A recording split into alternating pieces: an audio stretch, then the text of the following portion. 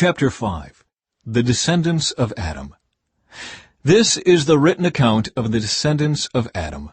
When God created human beings, He made them to be like Himself. He created them male and female, and He blessed them, and called them human. When Adam was 130 years old, he became the father of a son who was just like him. In his very image, he named his son Seth. After the birth of Seth, Adam lived another 800 years, and he had other sons and daughters. Adam lived 930 years, and then he died. When Seth was 105 years old, he became the father of Enosh. After the birth of Enosh, Seth lived another 807 years, and he had other sons and daughters. Seth lived 912 years, and then he died. When Enosh was 90 years old, he became the father of Kenan. After the birth of Kenan, Enosh lived another 815 years, and he had other sons and daughters. Enosh lived 905 years, and then he died. When Kenan was 70 years old, he became the father of Mahalalel.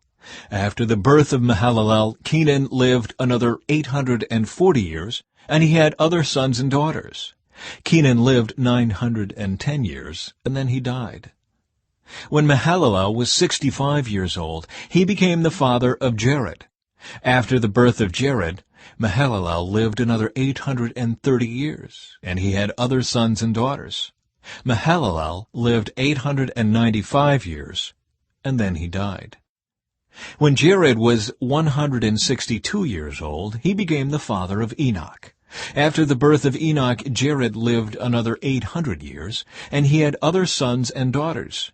Jared lived 962 years, and then he died. When Enoch was 65 years old, he became the father of Methuselah.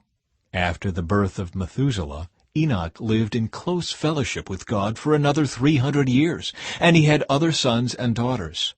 Enoch lived 365 years, walking in close fellowship with God. Then one day he disappeared, because God took him. When Methuselah was 187 years old, he became the father of Lamech. After the birth of Lamech, Methuselah lived another 782 years, and he had other sons and daughters. Methuselah lived 969 years, and then he died. When Lamech was 182 years old, he became the father of a son.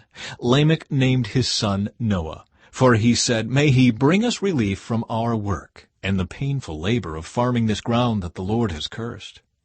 After the birth of Noah, Lamech lived another 595 years, and he had other sons and daughters. Lamech lived 777 years, and then he died. By the time Noah was 500 years old, he was the father of Shem, Ham, and Japheth.